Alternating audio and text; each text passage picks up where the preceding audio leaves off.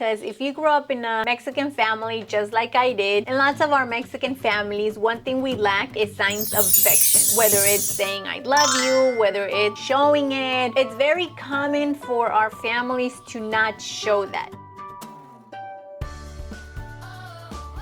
Hello friends, welcome again to my channel. I'm so excited to be here once more, and I'm so excited that you are here with me as well. And welcome to Motherhood with Maddie, where we talk about the fun about being a mom, challenges, the community that we need. And today I want to talk about a very special topic, and this is going to be the first part of this video because there's just so many things that we could insert into this topic that we could talk about. I'm sure you have more. And today I want to talk about 5 things I wish I had growing up that I now do with my kids. Today I'm going to talk about 5, but there's really a million things that I now do with my kids that I wish I had had when I was growing up. Things that are meaningful to me, things that I enjoy doing with my children, things that I wish someone would have done for me when I was growing up, things that are fun, things that are creative,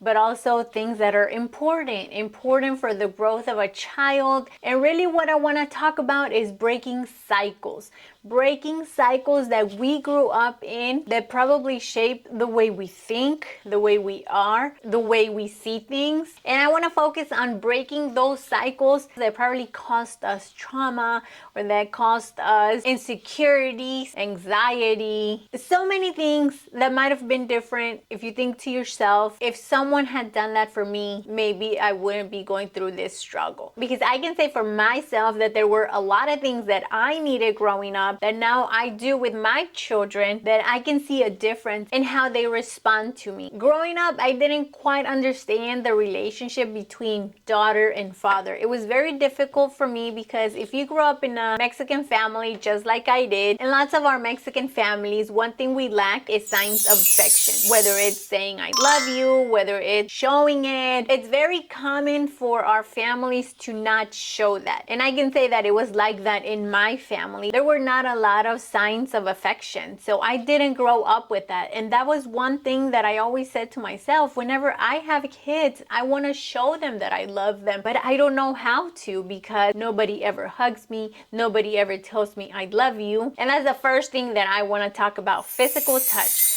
Physical touch is very important for all human beings. Physical touch is something that I do a lot with my kids that I wish I had growing up, because nobody ever gave me hugs or held my hand, especially if I was having a rough day. There was really nobody that I could go to and fall into the arms of and just feel like everything was going to be okay. So this is one of the main things that I do with my kids every single day. Not a day goes by that I don't hug my children. From the beginning, it came natural to me as a first-time mom to hug my child, to give him kisses. But even then, I told myself, this is something that I want to do for the rest of my child's life. I always want to show signs of affection because I want him to know what I feel for him.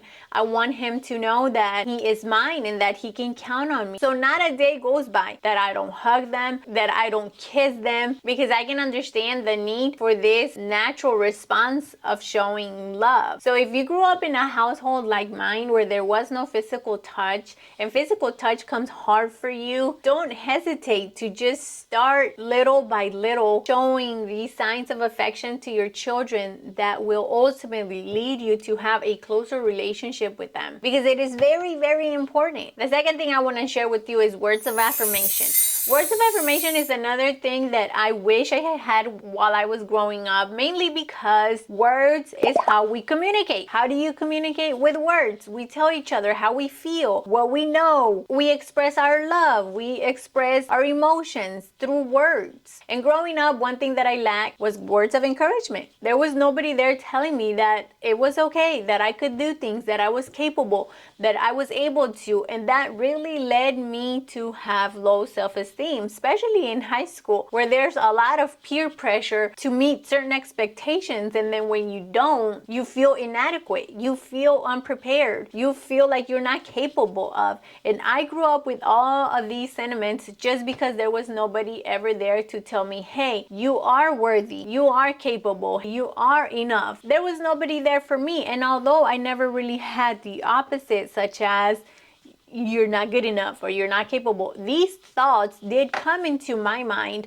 because nobody ever told me that I was capable or that I was enough. And words of affirmation is one thing that I'm every day telling my children, hey, it's okay. Even when we fail, it's okay. We try again. It's okay. I'm here for you. And again, not growing up in a household where this was often the norm, I had to teach myself to give words of encouragement to my children, to speak life into their lives, to talk about the things that probably most people are embarrassed to talk about. There were many things that I could not talk about with my father. There were many things that was very difficult for me to talk about with my sisters. And I don't want that to be the case with my daughter or with my sons. So for me, it's very important that I break those cycles and that I bring closeness with my children so that our relationship can be stronger and we can create that sense of family, because we are a family. The next thing I want to talk about is I love to take my kids into consideration when it comes to making decisions. Like, I love asking them what they want to do on the weekends. One thing when I was growing up is that my opinion as a child didn't matter because I was just a child and I didn't know any better. And I always felt out of place. I always felt like I didn't belong. But in my household, I never want that to be the case with my children. I always acknowledge them. I always ask them, hey, what do you guys want to do this weekend? Or if we don't already have soccer games because we are busy with soccer, I ask them, hey, what do you guys think we should do? Or I even give them options of things that I know they enjoy, because a lot of times they're just like, I don't know what I want to do. So I'll ask them, hey, do you want to go to the park? Do you want to go skating? Do you want to do this? Do you want to do that? Of things that I know they enjoy because we've done them in the past and I see their faces and I read them all the time, and I never want them to feel like they don't belong. This is our family and this is our home, and I always want them to have that sense of belonging, that even when things go wrong, they can always come home and feel like they belong and feel that they are a part of something. And that is our family. Because growing up for me is like I was invisible or like I wasn't even there. And I never want that to be the case for my children. So let's break that cycle of not acknowledging children and let's give them the proper sense of belonging within their own family, their own nucleus. And let's teach them that they do belong, that they are important, and that they matter. The next thing I want to talk about is quality time. Yes, spending quality time with our kids can make a huge world of difference because, again, a sense of belonging. They belong to this family. This is their family. This is where they can be themselves. And if you have more than one child, such as I do, I have 3, it's very important that you spend individual time with each one of them. Because although they share the same father and mother, they're not the same child. They are each unique image bearers of God. Therefore, they are their own person. And although my 3 kids look almost the same, they are not the same. And this is something that for me was very difficult to understand because, as most of you know, I am an identical twin. And although I love my twin and I don't know what I would do without her, growing up, I always felt like we were only one. I don't know if she feels this way. I've never asked her really. Maybe she doesn't feel this way. Maybe she does. I don't know. But everybody always saw us as the twins. Oh, the twins do this, the twins do that. And there was never any individuality from one another. Although we are twins, we are very different from each other. We had a different sense of style. We liked different kinds of stuff. We even liked to wear our hair different. And just so many things that we were different that people wouldn't see because all they ever saw were 2 identical people who look alike and talk alike. And I feel that as parents, we can often make that mistake to think that our kids are all the same, therefore they don't need any individual time. But that is so far from the truth. They do need that individual time. They need that alone time. And they need that time to express who they are, to express their identity. Another form of quality time in our household is that for us as parents, it is very, very important to be present at our children's extracurricular events. Our kids play soccer, they have school events, they do things at church. And for us as parents, it is very, very important to be there at every soccer game, at every soccer practice, at every school event as possible, or any church event that we can be, we will be there. Growing up, I remember doing several different sports, and I also remember that the kids always had their parents there with them. I was the one that was always without a parent, without someone there to show support. And although all these sports and extracurricular activities in which I was involved were very important to me, it felt like they were not important to my family. Why? Because there was nobody there to show support for me. And I feel like this is very common in our culture, because a lot of times I see parents drop off their kids at the soccer games or even soccer practice or school events, and the parents leave. And while I understand that it's very important also for us to keep our jobs and we have a lot of things going on, we should also make the effort to be there for our kids and support them in the things that they are doing. Because if they are in any extracurricular activities, most likely it's because they enjoy those activities. It's because they like being a part of that. And what better way to be a part of something than to have the support of your family and your loved ones? So I feel like this also falls within quality time, because although you're not individually there with just your son or your daughter, you are showing them support in the things that they love. You are taking time off from the daily task of chores, of responsibilities, to say, hey, my son or my daughter is partaking in this, which is important to them, therefore it's important to me. And if you're already paying for an extracurricular activity, well, then you might as well just be a part of it, because why not? You're paying for it, so enjoy it. Take time off work, take time off of your chores, and be there for your kids and show them that you care, and show them that they matter, and show them that what they are doing is very, very important for you as well. So the last thing that I want to talk about that I wish I had when I was growing up, that I now do with my kids, is tuck them into bed every night. Growing up, I never knew that that was a thing. Growing up, I never knew that there were parents who would take the time to go in their kids' room, tuck them in, spend some time with them, and just listen to them.